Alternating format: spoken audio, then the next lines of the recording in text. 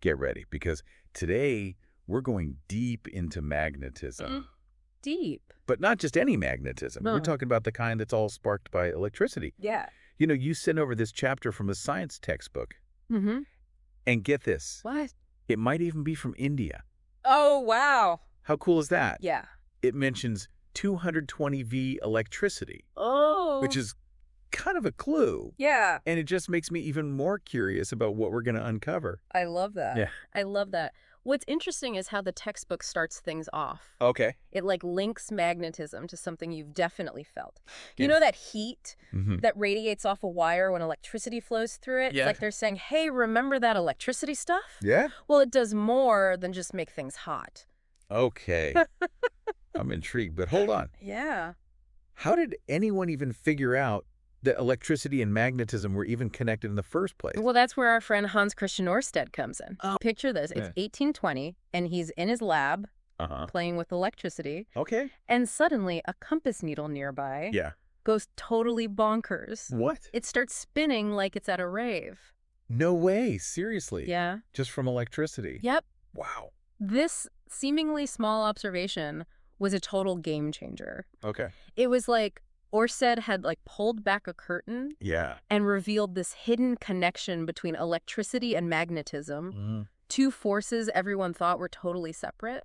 Oh, wow. And get this, What? his work basically laid the foundation for things we use every day. Okay. Radios, TVs, even the fiber optics that bring you super fast internet. That's incredible. Mind-blowing, right? Okay, that is seriously cool. Yeah. So how do we actually see these magnetic forces if they're invisible? Well, the textbook uses this really neat trick Okay. with iron filings. Yeah. Imagine sprinkling these tiny bits of iron around a bar magnet. Yeah. It's like magic, but they arrange themselves into these beautiful patterns that reveal what we call magnetic field lines. Ooh, I actually remember doing that experiment in school. Yeah, It was like watching a secret code be revealed. totally. So these lines tell us about the magnetic field, right? They do, and they have some pretty specific rules. Okay. They always shoot out from the north pole of the magnet Yeah. and curve around to the south pole, forming these complete loops. Oh, okay. The closer the lines are bunched together, the stronger the magnetic field. So it's like a map of the magnetic force. Uh-huh. The closer the lines, the more intense the power. Right. You got it. Cool. But here's something even weirder. Okay. These lines never, ever cross. Whoa. What do you think would happen if they did? That's a good question. Yeah? Would they cancel each other out or something? That's a great thought. Yeah. And it's something physicists puzzled over for a long time. Right. Turns out, if they crossed... Yeah. It would mean there were two directions for the magnetic force at that point, and that would be chaos. Okay, so it's like a cosmic traffic rule Right. for magnetic forces. No crossing allowed. Exactly. Okay, I'm starting to get this. Yeah. But how do we know which way those magnetic forces are pointing around, Right. say, Right. a wire with electricity flowing through it? That's where things get really cool. Okay. We have this awesome tool called the right-hand thumb rule. Right. Hand thumb rule. That sounds like something out of a superhero movie. It kind of is. Uh-huh. It's how we predict the direction of the magnetic force. Okay. Here, try it with me. Okay. Imagine holding the wire in your right hand with your thumb pointing in the direction of the current. Okay. The way your fingers naturally curl around the wire, Uh-huh.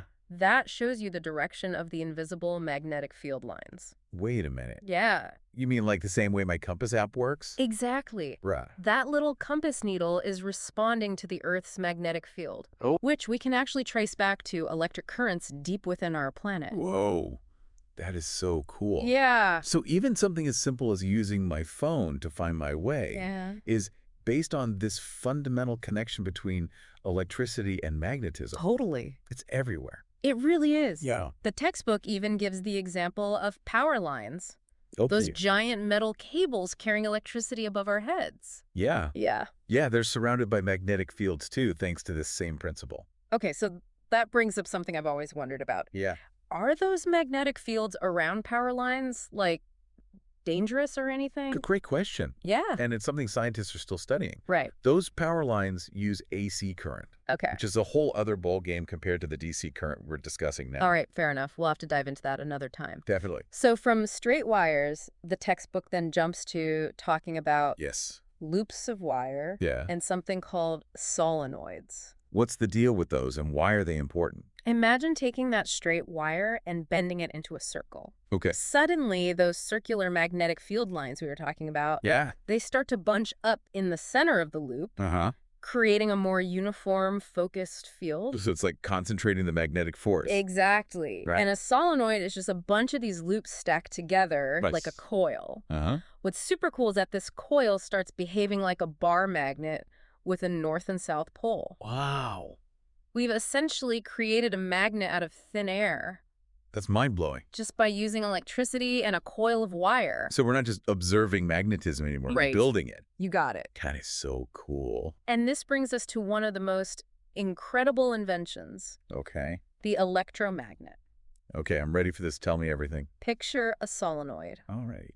But now imagine slipping a piece of iron right through the center of that coil. Uh-huh. This is an electromagnet. The beauty is it's like magnetism on demand. Oh, Flip the switch, electricity flows, and boom, Yeah. you have a powerful magnet. wow. Turn off the electricity and the magnetism vanishes. That is so clever. Hey. So it's like a magnet you can control. Yeah. What kinds of things do we use them for? Oh, where do I even begin? Everything from those massive cranes they use in scrapyards to pick up cars Uh-huh. to the super precise MRI machines doctors use to see inside the human body. Wow. Speaking of which, Yeah. your textbook actually has a little blurb about magnetism in medicine. Oh, really? Maybe we should check that out. Yeah, let's do it. But first, there's one more piece of this puzzle we need to talk about. Yeah. The force that a magnetic field can actually put on a wire carrying current. Wait, a magnetic field can push on a wire? It's pretty wild, right? Yeah. How does that even work? The textbook describes this experiment Okay. where they have a lightweight aluminum rod hanging freely, Uh-huh. and then they bring a horseshoe magnet near it. As soon as electricity flows through the rod, Yeah. boom, it gets pushed away by the magnet. Really? It's like an invisible hand giving it a shove. That's incredible. Yeah. But how can a magnet push something without actually touching it? It's all about the interaction of those invisible magnetic fields we've been talking about. Right. The magnetic field from the magnet and the one created by the current in the wire clash. Okay. And that clash results in a force. So it's like a magnetic wrestling match. Exactly. That's cool. And to figure out which way that force pushes the wire, we have another handy tool. What is it? Fleming's left-hand rule. Fleming's left-hand rule. This one's a bit of a tongue twister, Okay. but trust me, it's just as cool as the right-hand rule. All right. I'm all ears. Hit me with it. All right, here's the trick. Okay. Stick out your left hand with your thumb, index finger, and middle finger all pointing in different directions, Okay. like you're making an L shape. Uh-huh. Your index finger represents the direction of the magnetic field. Your middle finger points in the direction of the current flowing through the wire. Yeah. And your thumb, Uh-huh. that shows you the direction of the force pushing on the wire. Wow. Another superhero pose to the rescue. Right. So these hand gestures basically unlock the secrets of how electricity and magnetism work together. I think so. That's way cooler than just memorizing formulas from a textbook. I completely agree. Right. And it gets even better. Does it? This principle of magnetic forces pushing on wires is at work in so many everyday devices. Oh, what? Like the motor in your electric toothbrush, Oh. the generator that provides electricity to your house, Uh-huh. and even the speakers that blast your favorite music. Hold on. You mean my music is powered by the same forces that make magnets stick to my fridge? That's right. That's wild. The same basic principles are at play, just scaled up and engineered in ingenious ways. This is seriously blowing my mind. I love it. Okay, so we've covered how to visualize magnetic fields, Uh-huh. how to create magnets with electricity, Mm. and even how those fields can exert forces, It's amazing. right? This is way more exciting than I thought magnetism could be. I'm glad you're enjoying the ride. I am. But guess what? The textbook now takes us from the lab and into our homes. Ooh. It starts talking about domestic electric circuits. All right. And this is where things get really practical, Okay. especially with that 220V standard in India. All right, let's get down to business. Yeah. I'm ready to learn how all this amazing science actually works in my house. Great. Let's dive in and see how electricity gets safely from the power grid to your appliances. So remember how we were talking about those power lines carrying electricity all over the place? Yeah. Well, those lines are just the beginning of the journey. Okay. That electricity has to make its way into your house and to all your gadgets safely, right? Right. I never really stopped to think about it. Yeah. But now that you mention it, it's kind of amazing that we can just flip a switch and boom, we have light or power for our phones or heat for our ovens. It is pretty incredible. It is. And your textbook walks us through how a typical home circuit in India is set up. Okay. You've got 3 main wires to know about. Right. The live wire, which has red insulation, is the one carrying that 220 volts of power into your house. Okay. Then you have the neutral wire with black insulation, which provides the return path for the current. So it's like a two-way street for the electricity. Exactly. Okay, cool. So the live wire delivers the power, and the neutral wire completes the circuit. Okay. But there's one more wire that's super important for safety. Okay. The earth wire. Earth wire? Which has green insulation. Okay, tell me about this earth wire. Why is it so important? Well, imagine for a second that there's a fault in your wiring. Okay. And that powerful live wire somehow touches the metal casing of, say, your toaster. Okay. Suddenly that metal casing becomes electrified. Yikes. It sounds really dangerous. It definitely can be. Yeah. But that's where the earth wire comes in like a superhero. Okay. It's connected to a metal plate buried in the ground, creating a low resistance path for the electricity to flow.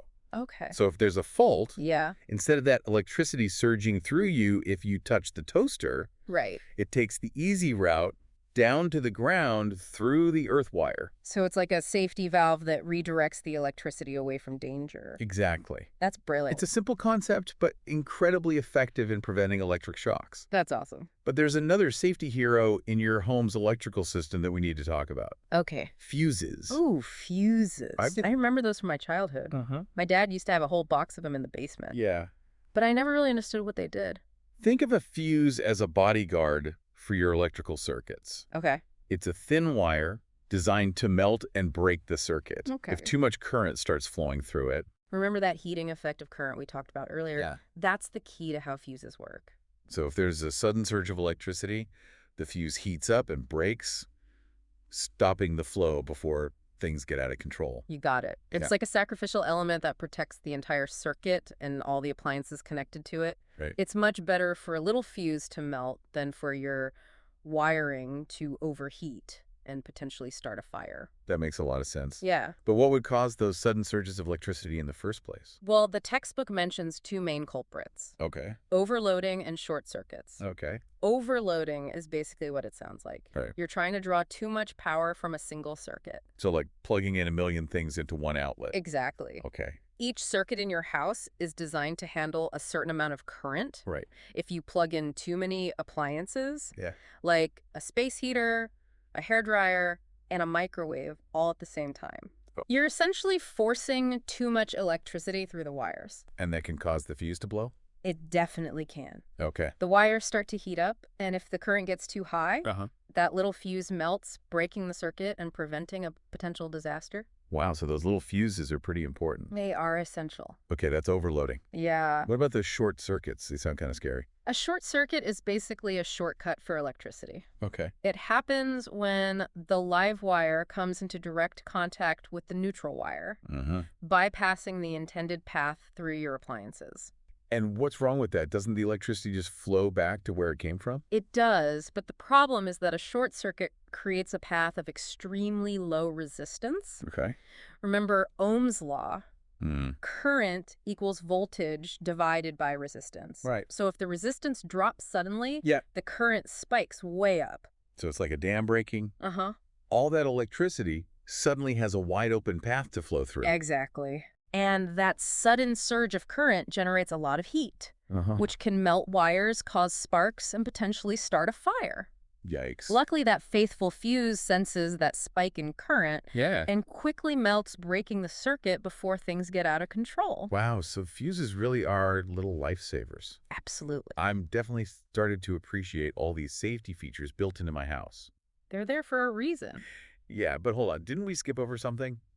We might have. The textbook had that little note about magnetism in medicine. Oh, yeah. Did we ever circle back to that? You're right. We did get a bit sidetracked by those safety features. It happens. But yes, let's talk about how magnetism is being used to diagnose and treat medical conditions. Okay. It's pretty amazing stuff. Okay, I'm all ears. Tell me everything. Well, get this. Your body is actually generating magnetic fields all the time. Wait, seriously, I'm like a walking magnet. You are. Well, wait. Every time an electrical impulse travels along your nerves or through your muscles, it creates a tiny magnetic field.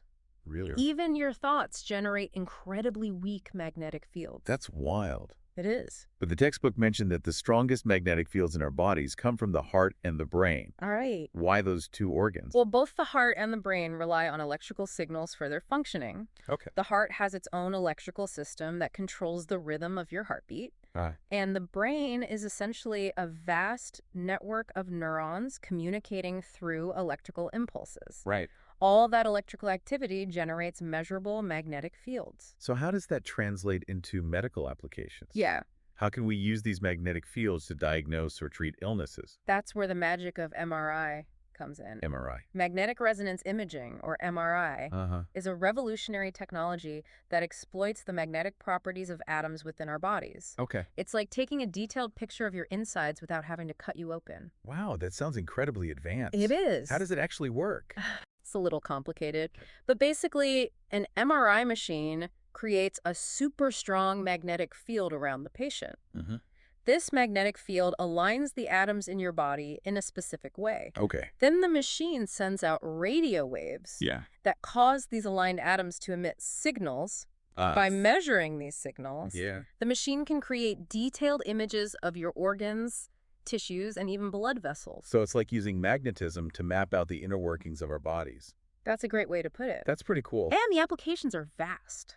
Like what? Doctors can use MRI to diagnose a wide range of conditions. Okay. From torn ligaments and herniated discs to brain tumors and strokes. Wow. They can even monitor the progression of diseases and see how well treatments are working. That is seriously impressive. Yeah. It's amazing how understanding something as fundamental as the connection between electricity and magnetism can lead to such groundbreaking medical advancements. It really highlights the power of scientific curiosity and exploration. You never know where a simple observation, like Orsted's compass needle experiment, might lead. It could change the world. Exactly. Okay, so we've talked about the cool stuff, creating magnets, medical imaging, and all that. Right. But before we wrap up, Yeah. let's circle back to safety for a minute. Sure.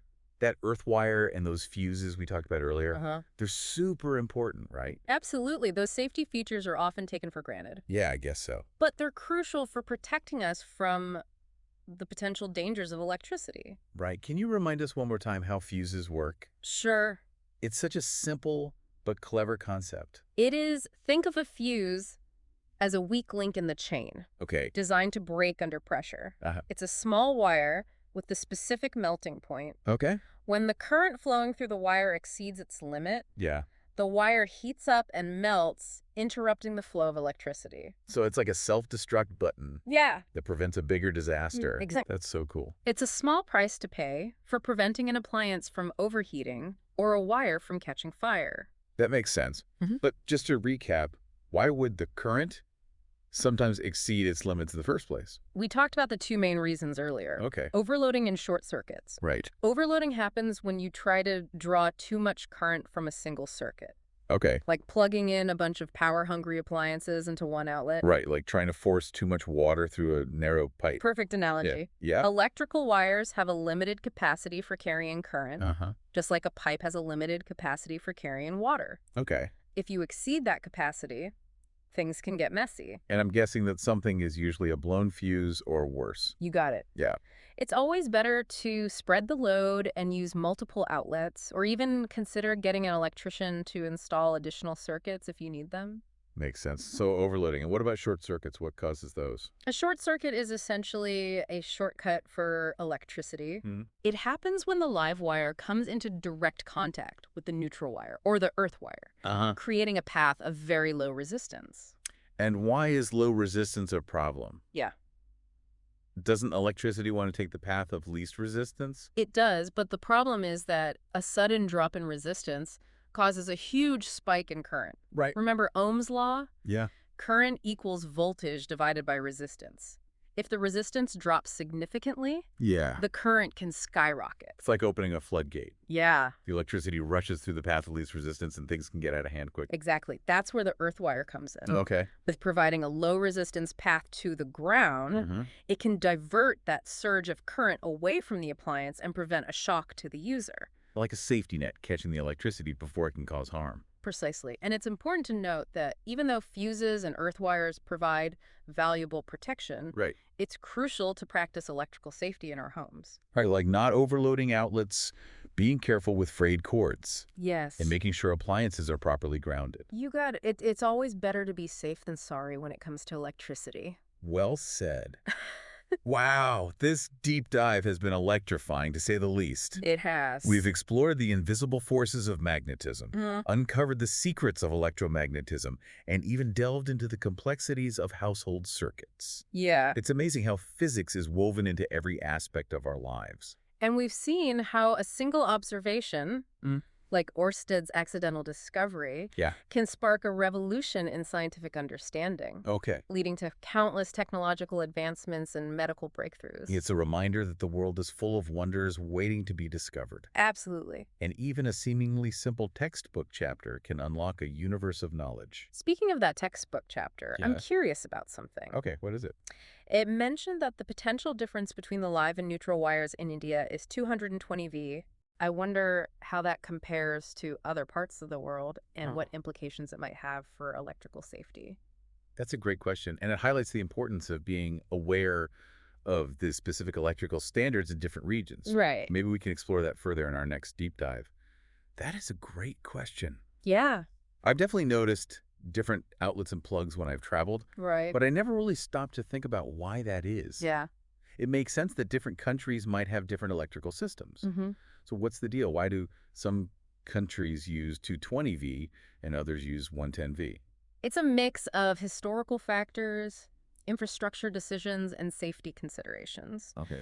The U.S., for example, standardized on a 110 to 120 V way back in the early days of electrification, while much of Europe and Asia adopted 220 to 240 V systems. So is one voltage safer than the other? I've always heard that getting shocked by 220 V is way worse than 110 V. It's true that higher voltage generally means a greater risk of severe electric shock. However, both systems can be perfectly safe as long as they're designed and used properly.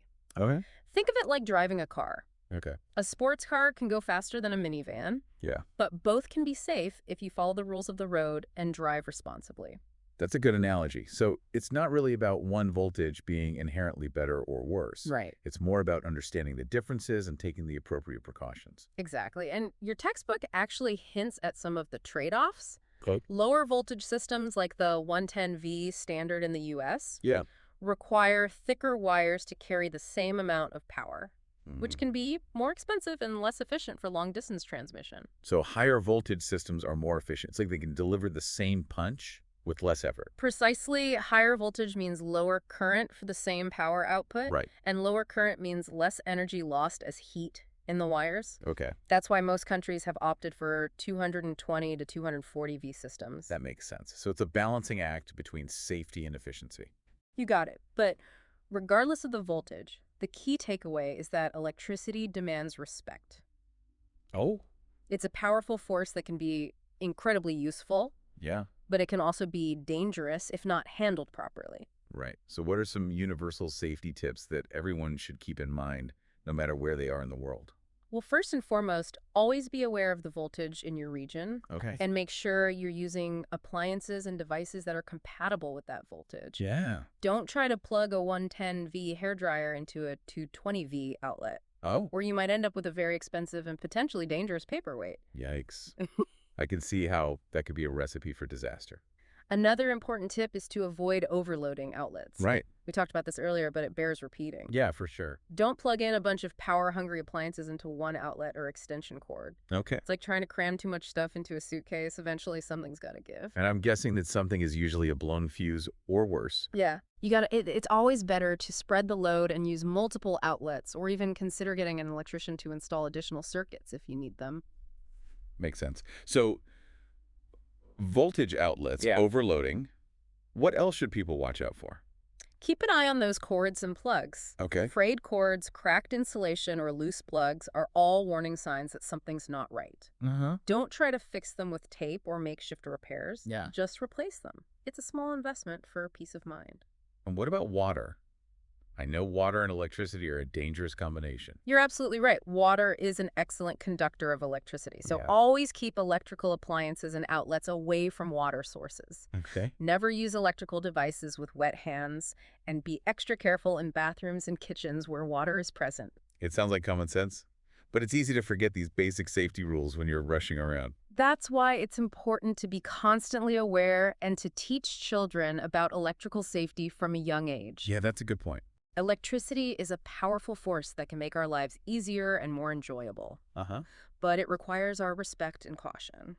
Well said.